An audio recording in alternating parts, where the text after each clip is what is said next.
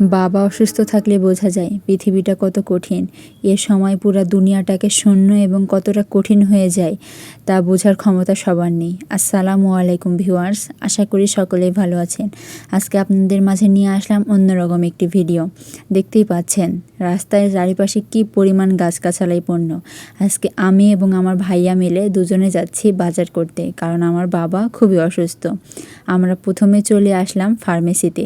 প্রতি সপ্তাহে এসে এখান থেকে অনেকগুলো ওষুধ নিয়ে যেতে হয় আব্বুর জন্য।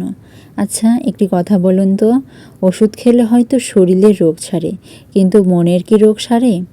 কিছু মানুষের কথা, ব্যবহার, আচরণ মানুষকে এতটা খারাপ হয় আগে কখনোই জানতাম না।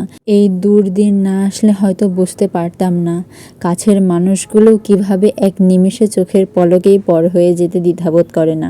যাই হোক, তারা অনেক ভালো থাক, সুখে থাক, আল্লাহ ওদের ভালো রাখুক। পরে আমি আর ভাইয়া চলে আসলাম কাঁচা বাজারের দোকানে। এখান থেকে কিছু সবজি বাজার করে নিলাম। তারপরে পাশেই দেখছিলাম অনেকগুলো বড় বড় মাছ বিক্রি করছে। এই মাছগুলো যদিও আমি নাম জানি না, কিন্তু দেখতে খুব ভালো লাগছিল। কিছু তাজা তাজা মাছ ওখানে অনেকগুলো খাবারের সাথে ছোটাছুটি করছিল। যদিও আমার মাছ খুব বেশি একটা পছন্দ না, তারপরেও এখান থেকে মাছ নিতেই হবে, কারণ আমরা চলে এসেছি একদম বাজারের শেষ পর্যায়ে। এখানে একদম পুরো বাজার ফাঁকা হয়ে গেছিল বললেই চলে। যেতটুকু আছে তার মধ্যে আমাদের বাজার করে নিতে হবে। এখান থেকে একটা বড় মাছ কিনে তারপরে আমরা চলে আসলাম ফলের দোকানে।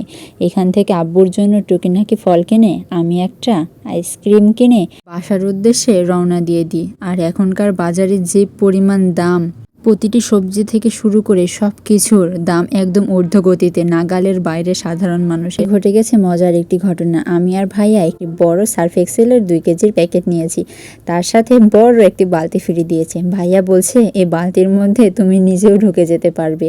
তারপরে আমরা দুজন টুকিনাকি গল্প করতে করতে বাসার দিকে চলে আসলাম। প্রায় রাস্তার সাইডে যে বড় বিল্ডিংটি দেখতে পেলেন, এটি হচ্ছে ফিড মিল।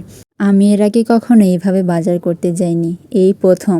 জীবনে কিছু কিছু অভিজ্ঞতা খুবই প্রয়োজন। সারা জীবন কেউ পাশে নাও থাকতে পারে, এরকম মানুষ জীবনে কমজনই পায়। তাই জীবনে একা চলতে শিখতে হবে। আজকের ভিডিওটি এই পর্যন্তই। সবাই আমার আব্বুর জন্য দোয়া করবেন। আসসালামু আলাইকুম।